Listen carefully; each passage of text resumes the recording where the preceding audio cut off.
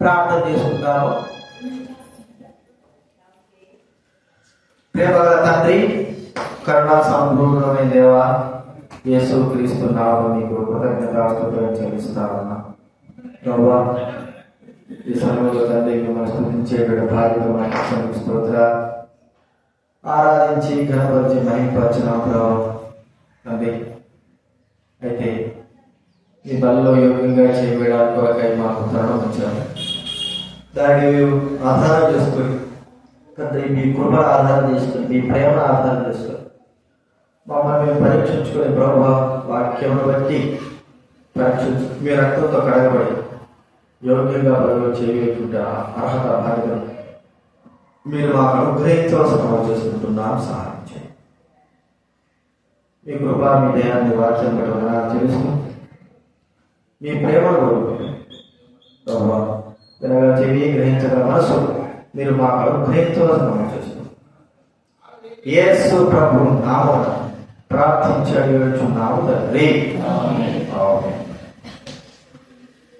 దయచేసి దేవుడు వాక్యంలో ఆ పిల్లల భూమిక సంస్కృతం నువ్వు తీసుకోపో నువ్వు లేదా లేచి నా లోపల బిస్కెట్ వేస్తారు. కొరింథీ రాసిన మొదటి పత్రిక 10వ అధ్యాయం 16-17 వచనాలు చదువుకుందా. బైబిల్ వెనక నుంచి 152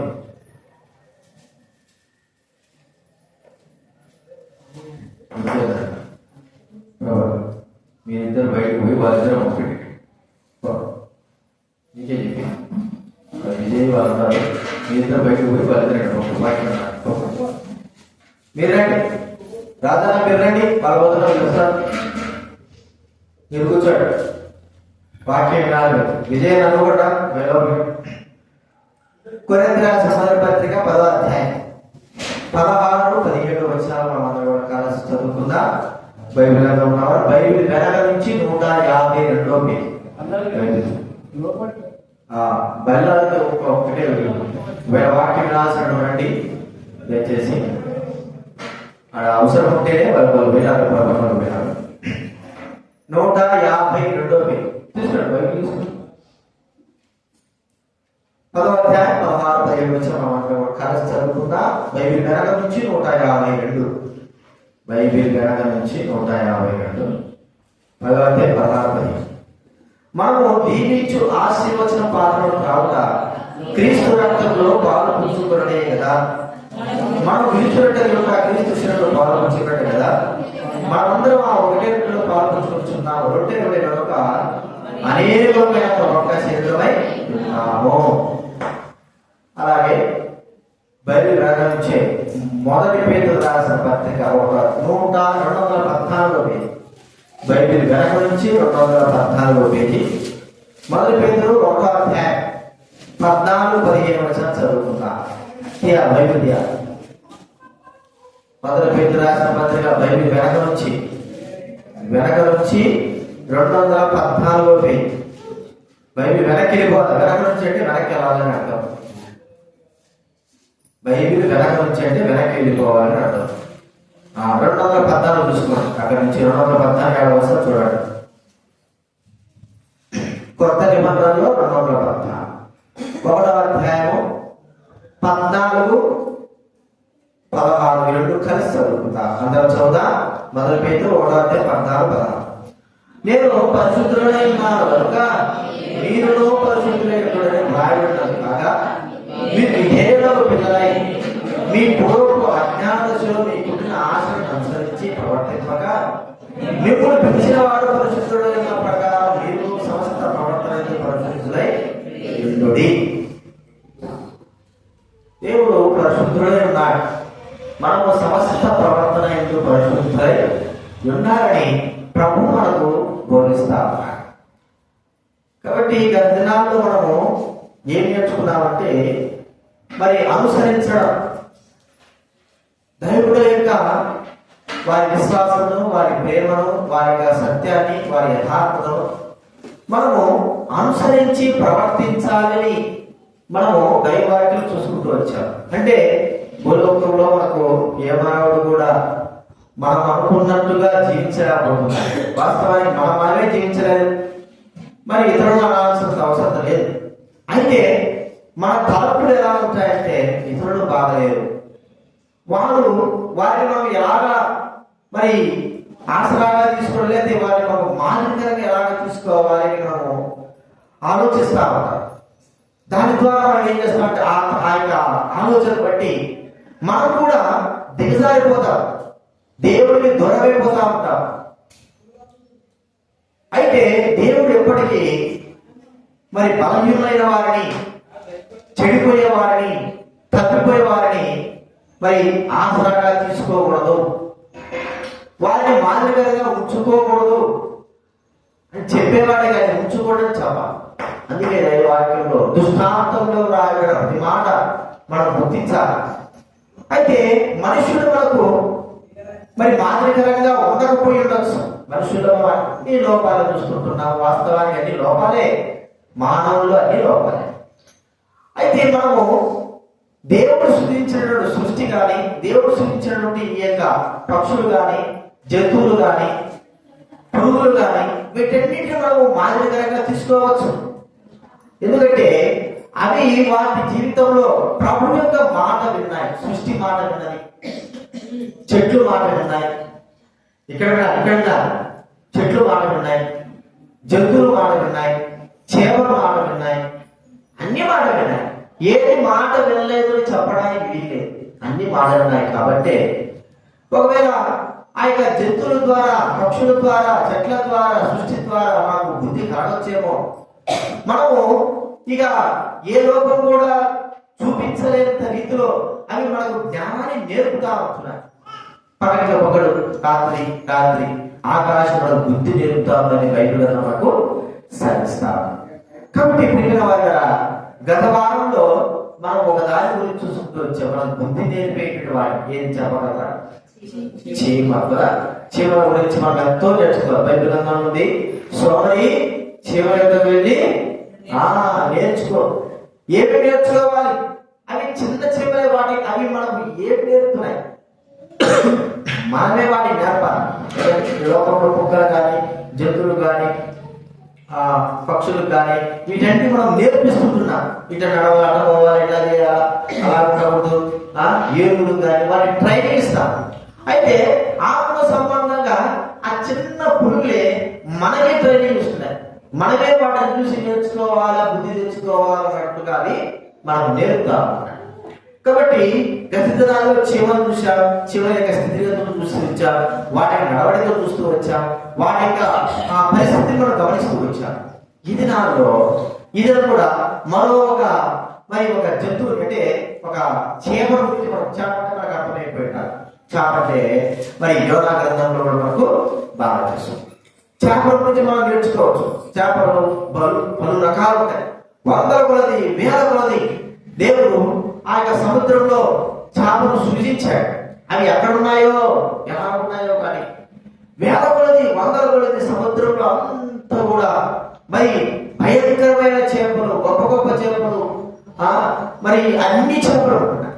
అయితే దేవుడు బైబిల్ గ్రంథంలో చేపలు రాయించి పెట్టాడు, చేపల గురించి రాయించి పెట్టాడు. అది ఆశ్చర్యకరం.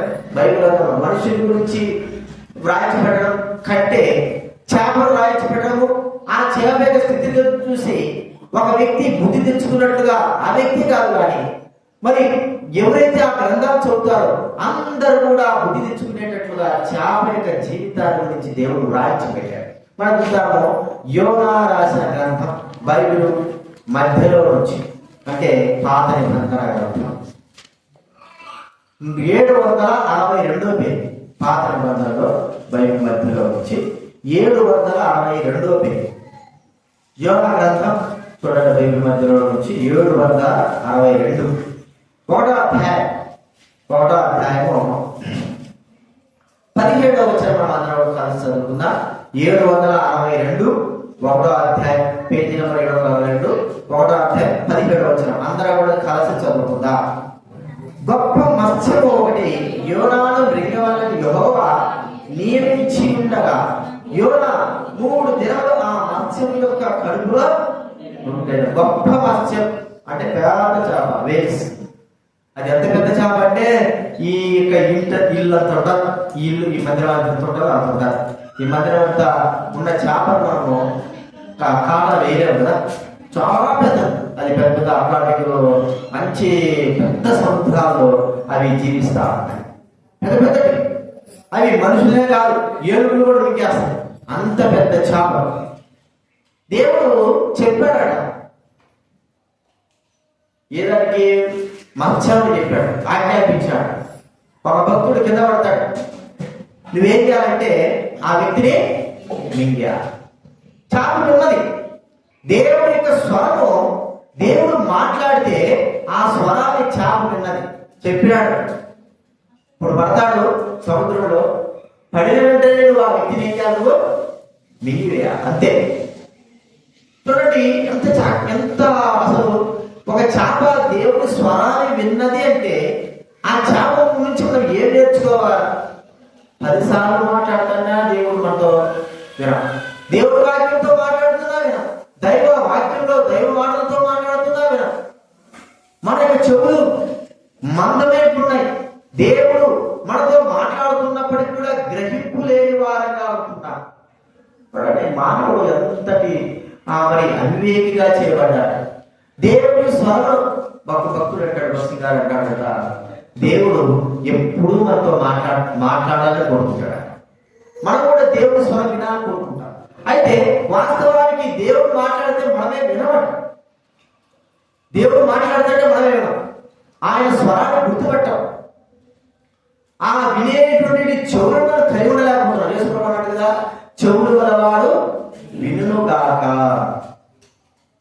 భక్తి గారి గురించి మరి దేవుడు అన్నారు, అయ్యా నువ్వు దేవుడి చిత్తాన్ని ఎలా కనుక్కుంటావు, దేవుడి స్వరాన్ని ఎలా వింటావు అంటే, మీరు ఎవరైనా ఒక ఇంట్లో ఉన్నారనుకోండి, ఇంట్లో ఉంటే ఎవరైనా బయట వేరే వాళ్ళు పిలిచారు, నీ పేరు పిలిపిస్తే వెంటనే నువ్వు ఏం చేస్తావు? ఆ వ్యక్తి ఎప్పుడు నువ్వు ఆ వ్యక్తితో మరి సహవాసం కానీ లేదా తిరుగుతా ఉన్నప్పుడు ఆ వ్యక్తి గొంతు నువ్వు ఏం చేస్తావు? గుర్తుపడతావు. ఎందుకు? ఆ వ్యక్తితో ఎన్నో దినాలు నువ్వు సహవాసం చేశావు కాబట్టి ఆ వ్యక్తి గొంతు గుర్తుపట్టే చెప్తావు. ఒకసారి నా చిన్ననాటి స్నేహితురాలు కుమారి నా మ్యారేజ్కి కార్డు ఇవ్వడానికి వెళ్ళారు. అమ్మాయి పెళ్లి అయిపోయింది, పిల్లవాడు. మరి చాలా సంవత్సరాలు చిన్నప్పుడు, ఎప్పుడో 30 సంవత్సరాల కిందట విడిపోయినాం. అప్పుడు విడిపోయి నేనేంటే ఇట్లా సేవకు వచ్చి అమ్మాయి మ్యారేజ్ చేసిన జమ్మలో కడపలేదు. ఇంట్లో ఉంటే మ్యారేజ్ కార్డు ఇవ్వడానికి పోయి బయట నిలబడి అమ్మాయి లోపల తెలిసిపోయి కుమారి అన్న. కేవలం పేరు పెట్టే విషయం, ఎప్పుడు చాలా సంవత్సరాలు విడిపోయింది. నా గుర్తుని గుర్తుపెట్టిందో లేకపోతే నువ్వు చూసింటది నాకు అర్థమైంది. నా గుర్తు గుర్తుపెట్టి ఆ రాజా రాబాబు అన్నాడు. అసలు నాకు ఆశ్చర్యం అయిపోయింది, ఎన్ని సంవత్సరాలు అయిపోయింది, ఎన్నో సంవత్సరాలు అయిపోయింది, నా గుర్తుని గుర్తుపెట్టుకునేది. విన్న వెంటనే ఆ రాజా లోపలేదా నాకు ఆశ్చర్యం చూడండి, ఒక మనిషే గుర్తుని ఇంతగా గుర్తు పెట్టుకొని పిలవగలిగితే అంటున్నాడే. దేవుడి స్వరం మనం ఎందుకు గుర్తుపెట్టలేకపోతుంటున్నా? దేవుడి స్వరము మనం ఎందుకు వినలేకపోతుంటున్నా? దేవుడు మనతో మాట్లాడాలంటున్నాడు. ఒక చేపకుంది, నేను దేవుడి స్వరాన్ని విన్నాను. నువ్వు వింటున్నావా? నీకు దేవుడి స్వరం వినాలని ఆశ ఉందా? దేవుడితో మాట్లాడాలని కోరుకుంటే నువ్వు ఆయన స్వరాన్ని వినలేకపోతున్నావు. వినలేకపోవడానికి గల కారణం ఏమిటి చెప్పండి. ఇప్పుడు మనము బైక్ లో పోతుంటున్నా, లేకపోతే హైదరాబాద్ రోడ్లో మెయిన్ రోడ్లో ఉన్నా, ఫోన్ వచ్చింది, ఫోన్ మాట్లాడతాం. ఫోన్ మాట్లాడుతుంటే స్పష్టంగా మనకు వినపడదు కదా, స్పష్టంగా మనకు వినపడదు. టవర్స్ ఉంటాయి, అన్నీ ఉంటాయి, కానీ స్పష్టంగా వినపడదు. ఎందుకు వినపడదు? సౌండ్. వాడు హారం వస్తాడు, వాడు గట్టి మాట్లాడతాడు, ఏదో బస్సు శబ్దాలు, ఆ శబ్దాలను బట్టి మనకు చెవు దగ్గర పెట్టుకున్నా కూడా ఆ స్వరాన్ని మనము వినలే. మరి ఫోన్ మాట్లాడుతున్నాం కానీ వెళ్ళకపోతున్నాం, ఏదేదో అర్థమైపోతున్నాం. ఎందుకంటే చుట్టుపక్కల ఉన్నటువంటి స్వరాలన్నిటికీ మన చెవి ఏమైందంటే వినికిడిగా ఉంది. ఆ స్వరాలు ఉంటుంది కానీ దేవుని స్వరాన్ని వినడానికి ఇష్టపడమే, ఆ స్థాయి రావడమే. ప్రియమైన వారు, దేవుని స్వరము వినలేకపోతే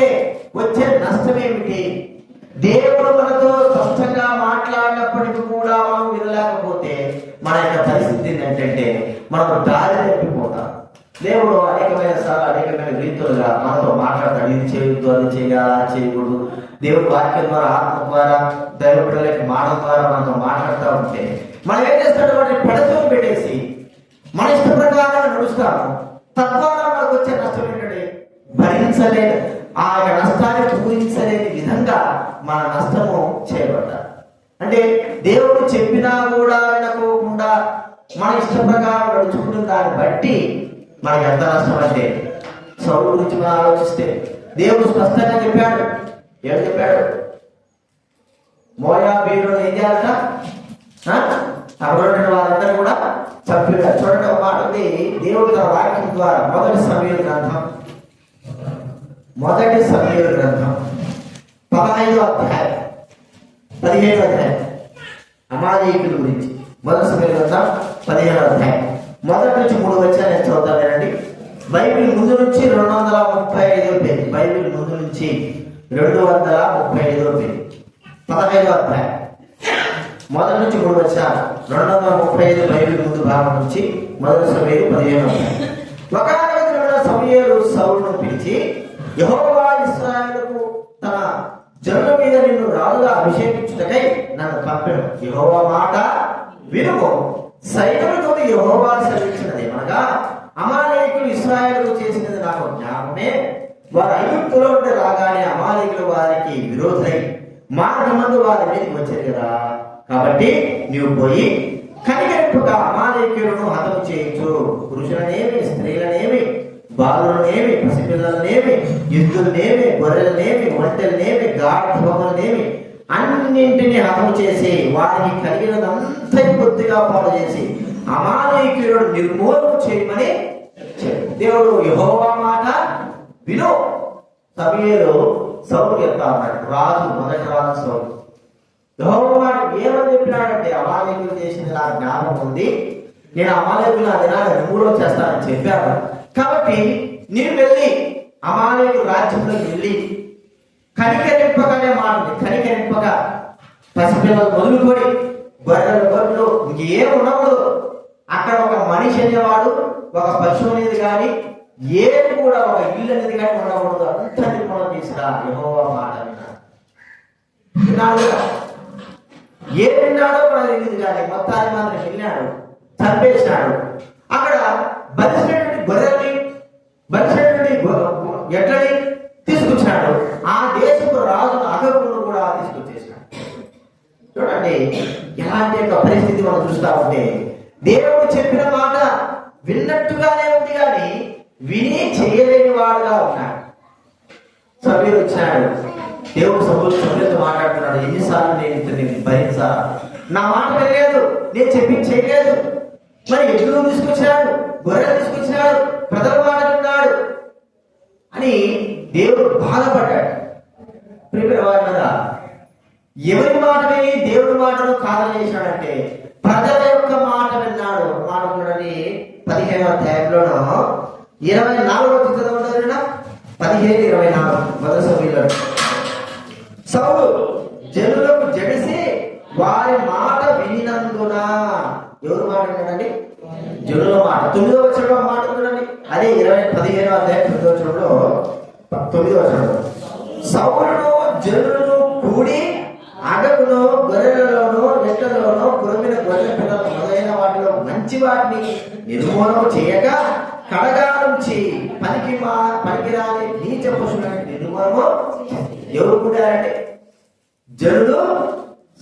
ఇక్కడ ఏం చెప్తున్నాడు? 24 జనుల మాట జడిసి. దేవుడి మాట ప్రాముఖ్యమా?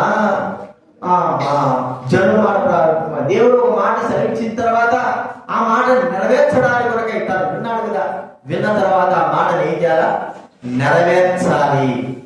ఇది నాలో దేవుడి మాట మనం వెళ్ళాలనుకుంటున్నాం. ఒక చేప మనకు చెప్తా ఉంది ఏమిటంటే, దేవుడి మాట విన్నది. ఒకడు పడిపోతాడు, నా ప్రవక్త పడతాడు, పడిపోతాడు, ఇంకేయాలి. అలాగే ప్రభావ కాస్తూ ఉంది సముద్రం, ఆ యొక్క పడవ దగ్గర కాస్తూ పడడం ఆ వ్యక్తిని ఏం చేసేది? మింగి వేసేసి.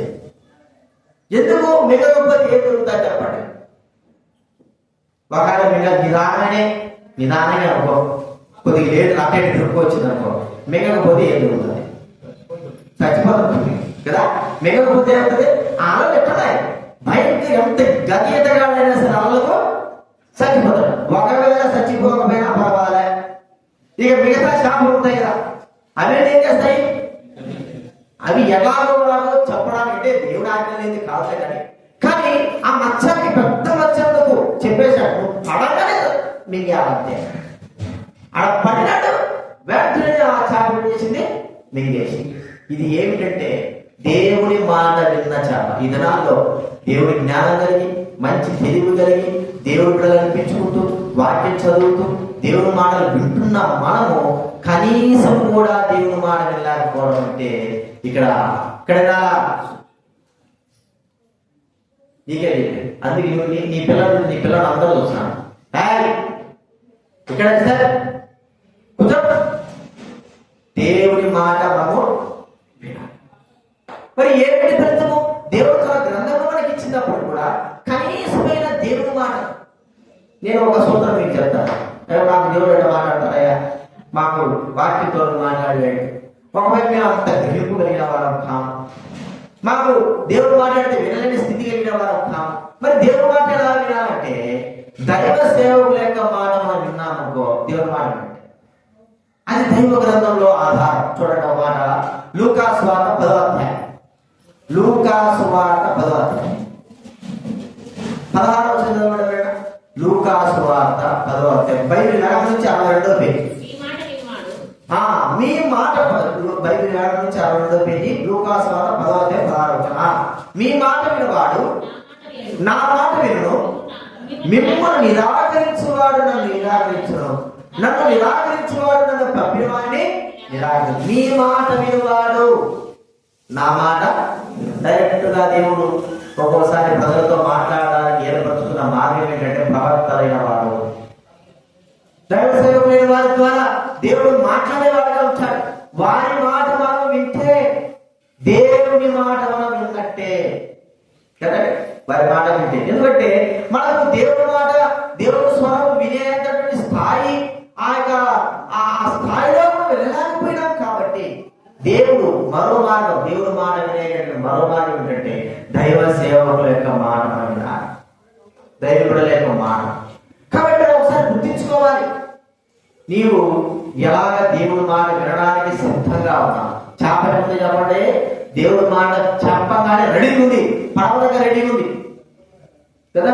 ముసలి కాసుకోవటాలు చూసినారా, పడవ దగ్గర ఎక్కడైనా సరే కాసుకోవటాలి, పడితే ఎప్పుడు సమయం కావాలంట. అట్లాగా ఎప్పుడు పడతాడో అప్పుడు మింగేయాలని ఆ చేప రెడీ ఉంది. ఎందుకంటే దేవుడి స్వరం విన్నది, ఇక ఆలస్యం చేయనున్నది.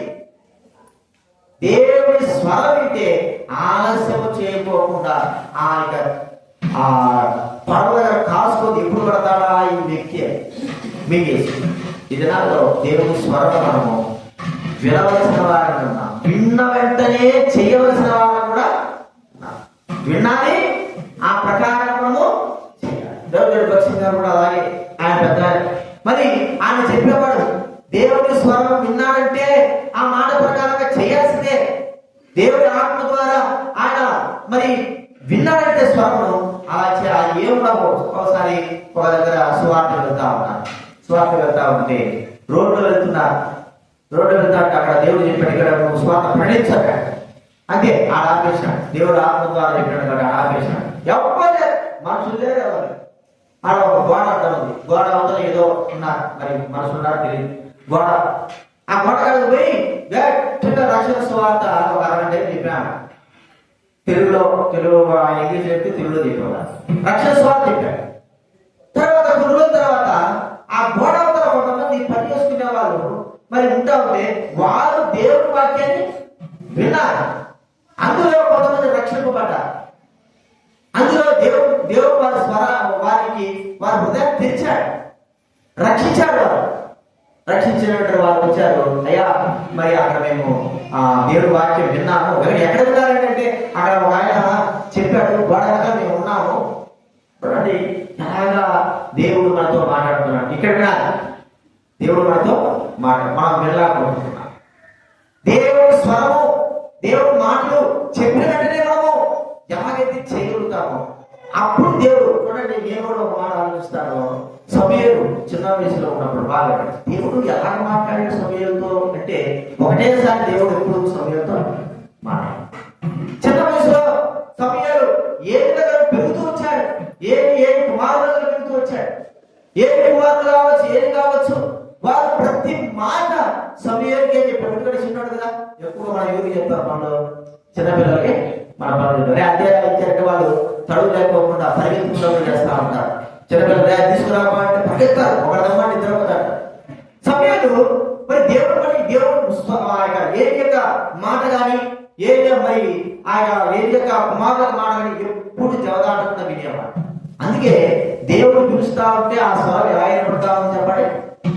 సమూయేలు పిలిచినట్టుగానే అనిపిస్తా, సౌలు ఏం పిలిచినట్టుగానే అనిపిస్తా. 3 సార్లు పిలిస్తే 3 సార్లు వెళ్ళాడు. ఎక్కడుంటాడు, ఏది అంటాడు, అయ్యా ఉన్నాడు, పిలిచినాను నేను వచ్చినా అన్నాడు. అంటే దేవుని స్వరము పిలుపు సమూయేలు అంటే అది ఏ స్వరమే అనుకుంటా అన్నాడు. దేవుని స్వరాన్ని గుర్తుపట్టలేకపోతున్నాడు. 3వసారి ఏది అన్నాడు, నువ్వు ఎప్పుడైనా పోతే దేవుడు ఎవరైనా పిలిస్తే ప్రభువా నీ దాసుడు ఆలకిస్తున్నాడు అని చెప్పాడు. తర్వాత ప్రభువే ప్రత్యక్షంగా నిలిచి తనతో మాట్లాడుతున్నాడు. తర్వాత ఏది సమూయేలు దేవుని స్వరాన్ని స్పష్టంగా గ్రహించగలుగుతూ వచ్చాడు. ప్రేమ వల్ల మనం గుర్తించుకోవాలా, ఈ దినాల్లో దైవుల లెక్క మాటను, దైవ బిడ్డ లెక్క దేవసేవకుల మాటను ఎదగలుగుతున్నామా? మన అహంకారం లేకపోతే మాకు అని తెలుసు అనే తత్వంతో మనము వాడిని దూరపరుచుకుంటా ఉన్నాం. చివరికి దేవుడు కూడా అంటాడు, నేను నీతో మాట్లాడాలని ఇష్టపడను. కారణం ఏంటంటే అందుకే చూడండి, సమూయేలు సౌలు చెప్పాడు ఏమని, యెహోవా మాట వినాలి. సమూయేలు మాట సౌలు వినలేకపోయినాడు. అది దేవుడి మాటని గ్రహించలేకపోయినాడు. తన ఇష్ట ప్రకారం చేశాడు. కాబట్టి తర్వాత నుంచి దేవుడు సౌలుతో మాట్లాడలేదు. అర్థమైంది మీకు? తర్వాత ఏం చేయాడు దేవుడు సౌలుతో ఎందుకు సమూయేలు మాట వినలేకపోయినాడు. అది దేవుడి యొక్క మాటని గ్రహించలేకపోయినాడు సౌలు. ఇక దేవుడు తనతో మాట్లాడడానికి ఇష్టపడాలి. అది 2 సార్లు జరిగిన మా విషయాలన్నీ కూడా కళ్ళు గుర్తించుకుందా. చేపల గురించి మనం నేర్చుకోవాల్సింది చెప్పండి, దేవుడి మాట విన్నది. మనము దేవుడి మాట వినాలి, దేవుడి స్వరాన్ని వినాలి. రెండవది మనం చూస్తే చేప విధేయత. అంటే ఇది ఎలాగా చెప్పబడిందంటే దేవుడు చెప్పాడు, నువ్వు మింగాలంటే సరే ఓకే, నువ్వు కక్కేయాలంటే సరే బ్రో ఓకే. మింగడాలని చెప్పినాడు, మింగేసి. నువ్వు కక్కేయాలంటే ఎక్కడ కక్కాలో చెప్పాడు. ఎక్కడ నీళ్ళ దగ్గర, బయటికి వెళ్ళి ఒడ్డు దగ్గర, నీళ్ళ ఒడ్డు దగ్గర ఎక్కడ ఎక్కితే అవుతాడు. ఒకవేళ ఏమో యువరాకు వచ్చి ఈత రాజాము ఒడ్డు తెలుసు, నువ్వు పోయి ఏం చేయాలన్నాడు, కక్కే. అది సరాసరి బయటకు వచ్చేసి. విధేయత ఎలాంటి విధేయత అంటే తన ప్రాణాలు కూడా పోతాయని తనకు తెలుసు. చేప ఒకసారి బయటకు వస్తే ఏమవుతుంది చెప్పండి, చచ్చిపోకపోయినా ఏం జరుగుతుంది, సముద్రం బయటకు వస్తే అంత పెద్ద చేప వచ్చినప్పుడు ఎక్కడ కక్కాల, నినివే పట్టణం దగ్గర కక్క. అక్కడ కట్టినా అక్కడ చుట్టుపక్కల చేపలు జామలు ఉంటారు.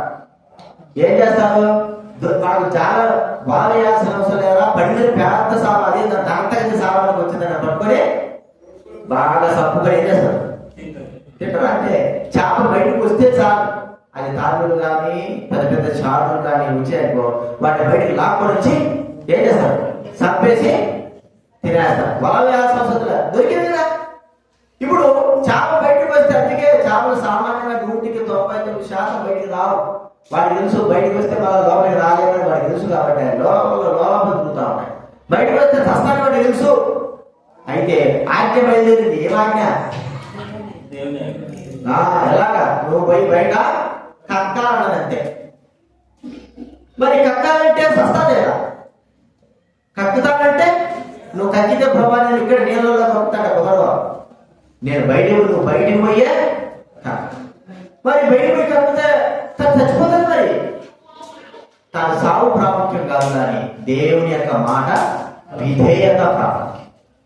చాలా ప్రాముఖ్యంగా చూడండి. ఒక చిన్న చేప, ఒక పెద్ద చేప మనం నేర్పే పాఠం ఏంటంటే, ఎన్ని కష్టమైనా ఎంత బాధైనా ముందు దేవుని మాటలు మనం ఏం చేయాలా? విధేయతను. కష్టం వస్తుందండి, నష్టం వస్తుందండి, సాగు వస్తుందండి, ఏమొచ్చినా కానీ నువ్వు చేయాల్సిన పని ఏంటంటే నువ్వు కక్కాలంతే, మింగాలి. అదే మనం చూస్తున్నా అది చేసింది చేప. ఈ దినాల్లో మనము ఏదైనా ఒక మాట చెప్పినాకో ఎన్ని మాటలో అది ఎందుకన్నా, ఇది ఎందుకన్నా, అది చేయిద్దా, ఇది చేయిద్దా, ఊరుకురికే మాట. ఇప్పుడు చెప్పులు షాడ్ కడమని చెప్పిన రాగానే చెప్పులు షాడ్ ఏమంటాడు మనవాడు, ఇప్పుడే కదా చెప్పులు షాడ్ మలబడతా ఒకదానికి రీజన్, ఇదెందుకు, అదెందుకు, అదెట్లా, ఇది ఇట్లా, ఇవన్నీ మనకు కాదు.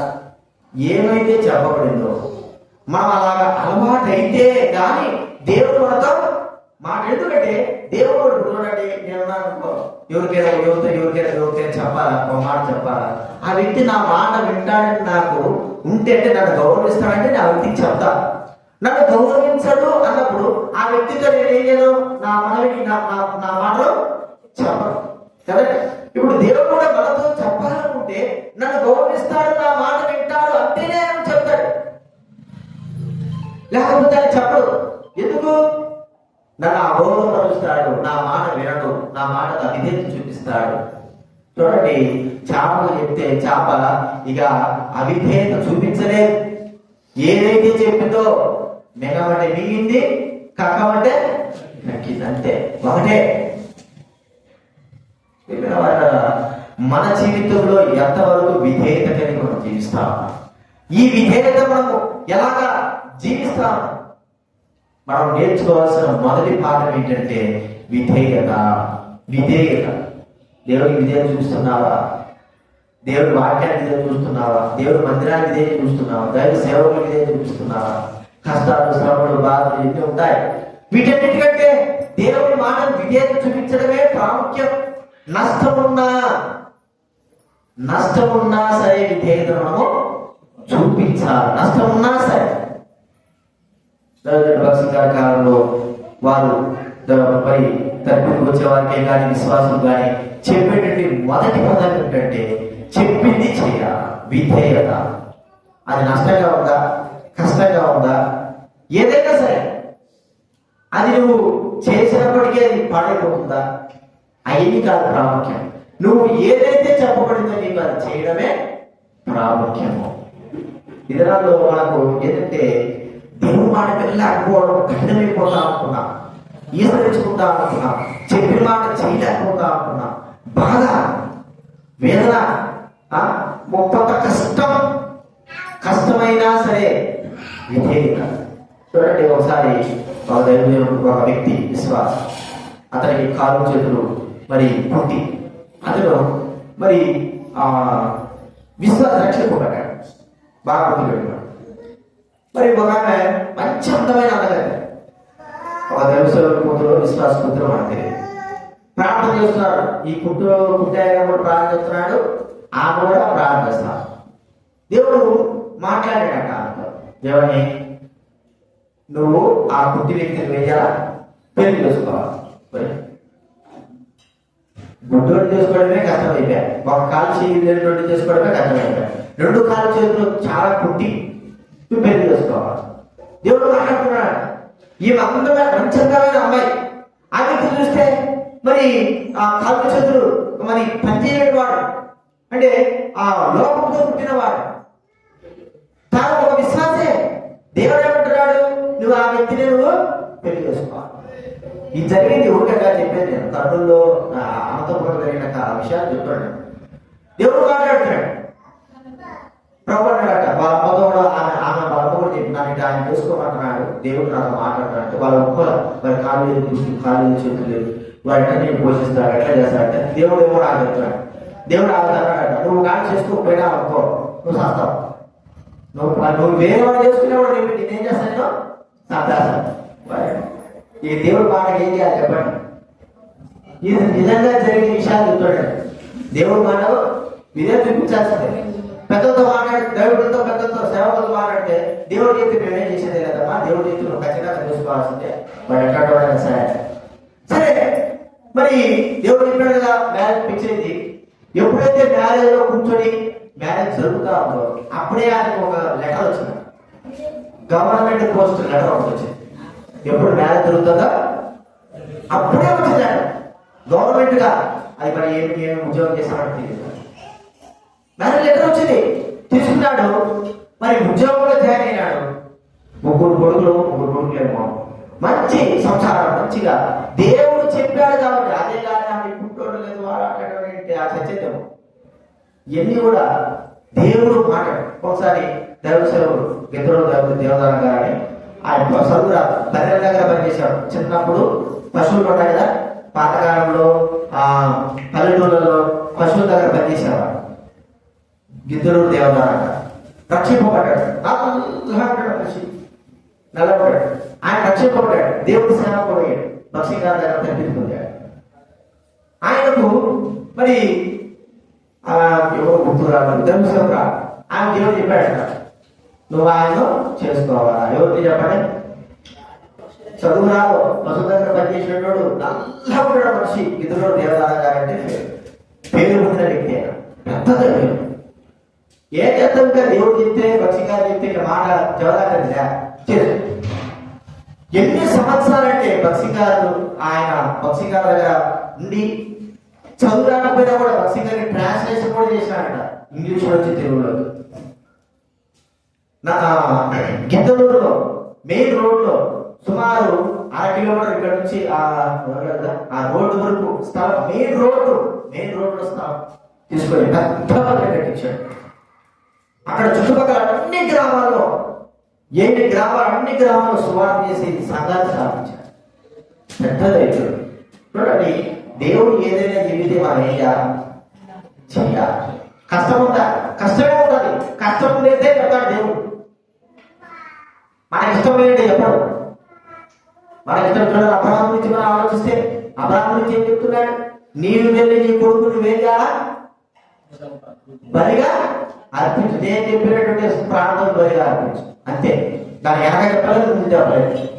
ఏం చెప్పినాడు? నువ్వు వెళ్ళి నీ భార్య కూడా మా వాళ్ళు అంటారు, అయ్యా నేను ఒక్కసారి నా భార్య చెప్పేస్తాను కదా అంటారు. భార్య నేను తిరుగుతుంటాను. భార్య చెప్పండి ఏం చేస్తాను? ఇక పిచ్చా ఇదే 100 సంవత్సరాలకు కొడుకు పుడితే దేవుడు బలి అంటాడు. నువ్వు ఎట్టి తింటావో అంతే కదా. కనీసంలో కానీ 199% ఆమె ఏం చేస్తుంది? ఆపేస్తుంది. నువ్వు వారి గారి తీసుకోబెట్టి నేను తెచ్చాక ముందు నేను వస్తాను. అప్పుడు ఏం చేశాడు? సరే పరువులకనే చెప్పాడా? చాలా కష్టమైన పని. నీ కుమారుడు చంపు బలి అయ్యే కష్టమైన పని. పరువులకు చెప్పాలి. వెళ్ళిపోయాడు. కొడుకు చెప్పాడా? కొడుకుడు ఎవరొస్తుందిగా కొడుకు మరి నిన్నేనా నేను చంపేదంటే వాడేం సార్ వాళ్ళ ఆయన 100 సంవత్సరాల కోసం వాళ్ళకి పరువు పెడతాడు కదా. ఎవరు చెప్పాలి? పోయినాడు. కొడుకుంటాడు, ఆయన కట్టెలు ఉన్నాయి, నింపుంది. మరి దేవుడు చూసుకుంటాడు కదా. అప్పుడు కూడా చెప్పా. చివరికి వెళ్ళి కాళ్ళతో కట్టేస్తున్నాడు కొడుకుని. కాళ్ళు చేతులు కట్టేసి ఎత్తి ఆ యొక్క కర్ర మీద పడబెట్టిన అర్థమైపోయింది. ఇస్తాను ఒరే నన్ను చంపేది అర్థమైందా? ఇక ఆయన వినిపించుకోపోతాడా?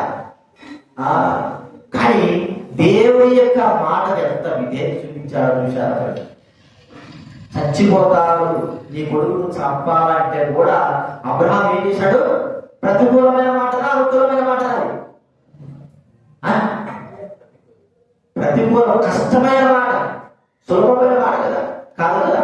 కష్టం. కొడుకును చంపబడేది సులభమైన మాట కాదు, కష్టమైన మాట. కాబట్టి అది కష్టమైన మాట చేయాలి. ఇప్పుడు చూడండి, చేప నువ్వు కక్కి వేయాలి. మింగడం అంటే లోపల మింగేది. కక్కి వేయాలన్నప్పుడు దానికి ఒక ప్రాసెస్, బయటికి వెళ్ళాలి. ఆయన సముద్రం దగ్గరికి ఒడ్డు వెళ్ళాలి, తర్వాత కక్కి వేయాలి. అది కూడా నిన్నే పట్టణం దగ్గరికి వెళ్ళాలి. అక్కడ పోయి కక్కేయాలి. మాట విన్నది సామైనా సరే పర్వాలేదు, దేవుడు మాట నేను వింటా. ఈ దినాల్లో దేవుడు దైవుడు చెప్పిన మాట వెళ్ళకపోవడం దుఃఖం చేయడం. ఎందుకంటే మనకు ప్రతికూలమైన మాటలైతేనే మనం వింటాం, మనకు ఇష్టమైన మాటలైతేనే మనం వింటాం, మనకు అనుకూలమైతేనే వింటాం. అనుకూలం కాదు మనకి. దేవుడు అలాగే చెప్పలేదే. దేవి బిడ్డలు బిడ్డలైన వారు దేవుడు మనకి ఏదైతే సాధిస్తాడో అనుకూలమైన ప్రతికూలమైన దాన్ని మనం ఏం చేయాలా, జరిగించవలసిన వారంగా ఉంటున్నాం.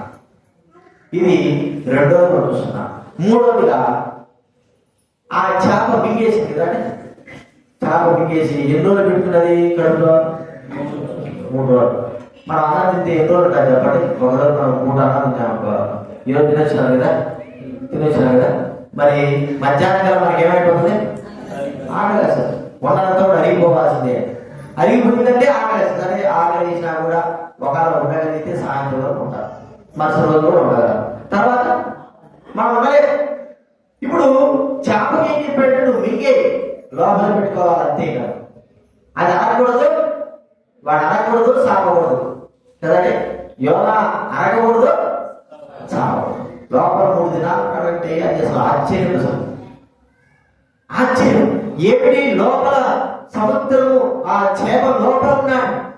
చేప లోపల వెళ్ళిపోతే ఒక ఏదైనా సరే తనకు ఎరగా దొరికిన దాన్ని చేపను తినేసింది అనుకోండి, పెద్ద చేప, అది లోపల అరిగిపోతుంది వెంటనే. వాటికి జలాశయాలన్నీ కూడా ఆకలిసేస్తాయి, మళ్ళీ ఆకలిస్తాయి.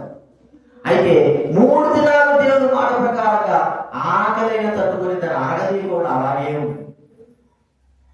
అంటే ఇక్కడ మనం చూస్తామంటే కడుపులో ఆకలి ప్రాముఖ్యం కాదు, దేవుడి మాట. ఆహారం ప్రాముఖ్యం కాదు, ఆహారం సంపాదించుకోవడం ప్రాముఖ్యం కాదు, ఉన్నదాన్ని కాపుకోవడం ప్రాముఖ్యం కాదు, దేవుడి మాట ప్రాముఖ్యం. మనం చూస్తామంటే గమనిస్తే 2వ వారంలో గమనిస్తే కాపులు ఏం చేశాయి చెప్పండి? మాంసంలో రొట్టెలు. కాపులకు ఇష్టమైంది ఏంటి చెప్పండి? మాంసమా రొట్టె. రెండే కదా. చిన్న పిల్లలప్పుడు రొట్టె తీసుకోపోయేది, బిస్కెట్ తీసుకోపోయేది. ఎక్కడైనా సరే మటన్ షాప్ దగ్గర ఉంటే అక్కడి నుంచి కాపులు ఏం చేస్తాయి? మాంసాన్ని తీసుకు. ఆది కాలంలో మనం చూస్తూ వచ్చారు. ఆది కాలంలో ఏమున్నది? ఆ యొక్క సముద్రము, ఆ యొక్క సముద్రం లోకమంతా మునిగిపోయిన కాకి సముద్రంలో నుంచి విడిచిన.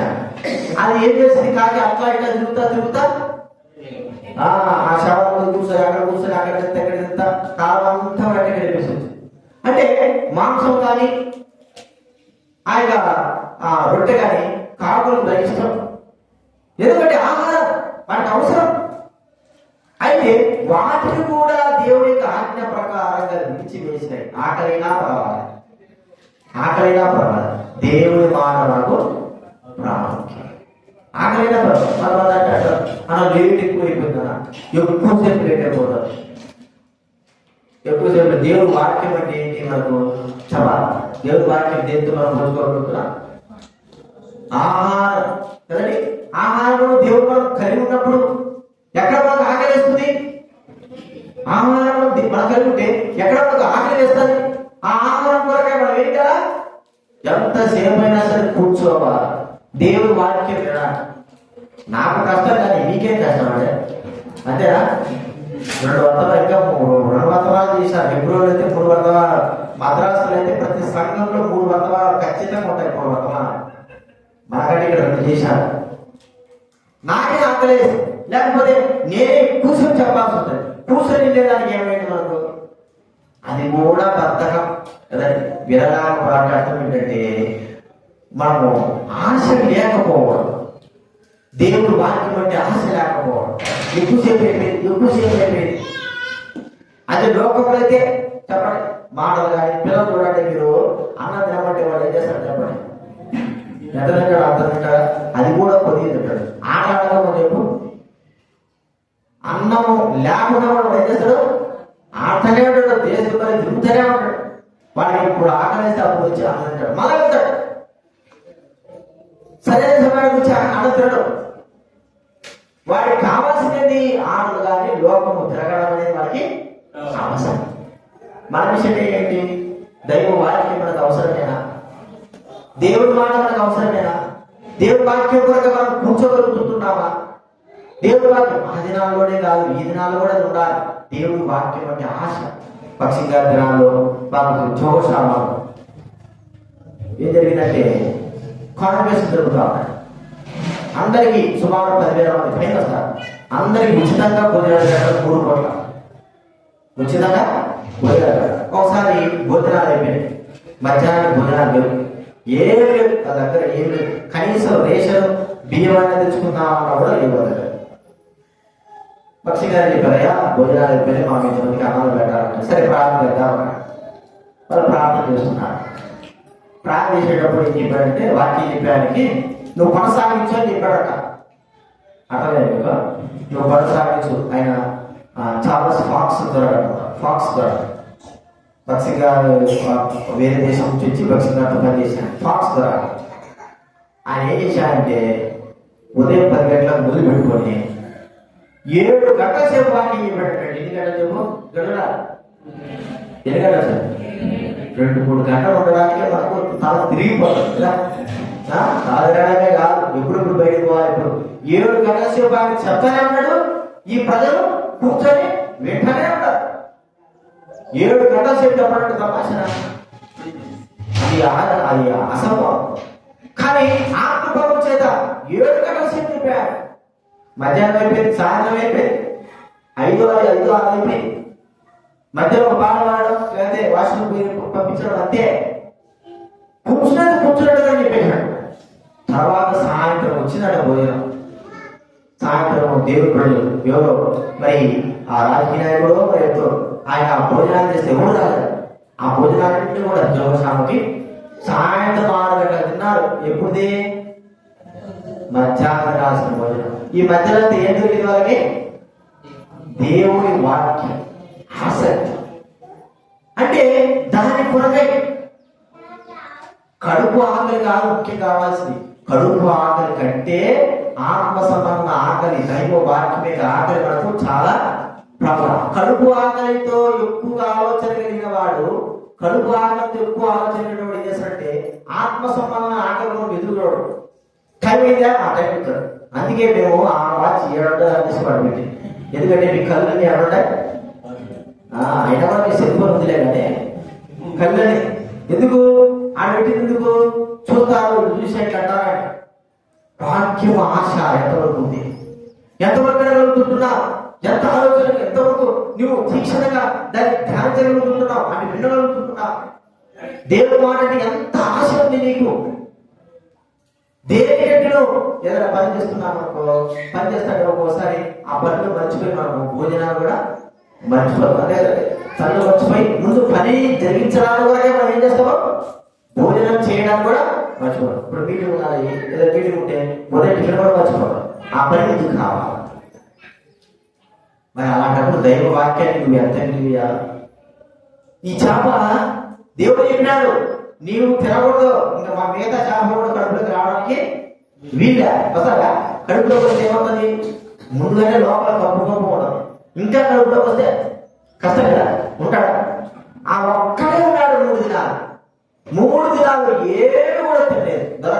దొరికింది కదా అనుకుంటే ఆ దొరికింది కూడా దేవుడి మాట ప్రకారంగా అది ఆడకూడదు, తాగకూడదు. మనిషి బయటకు అడిగా అంత బాగా కదా. కాపులు కూడా దొరక మాంసం దొరికినాయి అనుకుంటే అవి తినకూడదు. కాపులు ఏం చేస్తాయి చెప్పండి? కాపులకు ప్రత్యేకమైనటువంటి గుణం ఉంది. తిన్న తర్వాత ఏం చేస్తారు?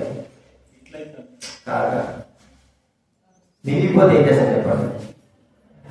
కాపులకు ప్రత్యేకమైన గుణం ఏంటంటే పాతకాలంలో తాటాకులు ఇల్లు ఉన్నాయి కదా, ఏం చేసి కాపులు తీసుకొచ్చి తాటాకులో మీకు ముందు చూసిన నేను చాలాసార్లు చూసాను.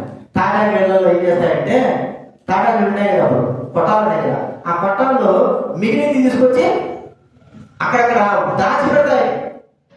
మిగిలింది దాచిపెడతాయి. నేను చాలాసార్లు చూసాను. అవి జనంగా మిగిలింది ఏం చేస్తారంటే తీసుకొచ్చి దాచిపెడతారు. మరి అలా దాచిపెట్టకూడదు, మాంసం చేయకూడదు, తినకూడదు. తీసుకొచ్చి ఎవరికి అలా మరి వాటి ఆకలి వాటి ఉండేదే కడుపుతా. ఆ ఆకలి నీ ఆకలితో నాకు పని లేదు, నేను చెప్పిన మాట నీకు అంటే నీ ఆకలితో మాకు కూడా దేశంలో ఒక్కోసారి పనులు ముందు పెడతా ఉంటే ఆకలి అనిపించేది. ఒకవేళ ఆకలి అనిపించినా కూడా ముందు పనిత అయిపోవాలి. పనిత అయిపోవడానికి వీల్లేదు. అయిపోయిన తర్వాత ఏదైనా సరే అంటే మన ఆకలి ప్రాముఖ్యం కాదు, కానీ దైవికమైన పని ప్రాముఖ్యమైంది.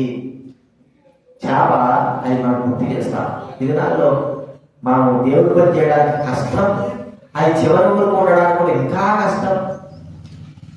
ఎంత ఆకలి కొరకు బాధపడతామో, లేకపోతే దేనికైనా సరే ఆత్మ సంబంధమైన వాక్యంలో మనము విలువయం అని మనం గుర్తుంచుకోవాలి. ఈ 300 విషయాలు ఏం చెప్పుకోవడం చెప్పండి. మొదటి ఏం చూసినా చేప దేవుడి మాట మింగమన్నది కరెక్టనే మింగేసింది. రెండోది ఏం చూసినా అది విధేయత చూపించింది కదండి. విధేయత వెంటనే చేయాలా, నువ్వు చచ్చిపోతావు, ఆ బయట ఒడ్డుకుపోతే నేను చచ్చిపోతావు, చచ్చి నీ సాగుతో నాకు సంబంధం లేదు, నేనేం చెప్పినాను అని చేయాలి.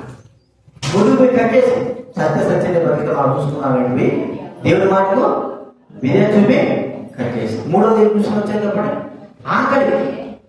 మనిషి సాగకూడదు, మనిషి ఆగకూడదు, లోపల ఉండేటప్పుడు ఉన్నట్టుగానే ఉండాలి. అలాగే జరిగింది. ఆకలి ప్రాముఖ్యం కాదు, దేవుడి మాట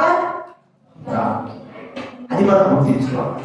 అలాగే మన జీవితాలు ఉన్నాయా, మనం చేస్తున్నామా, మనం పరీక్షించుకోగలిగేగా ప్రార్థన చేసుకుంటా.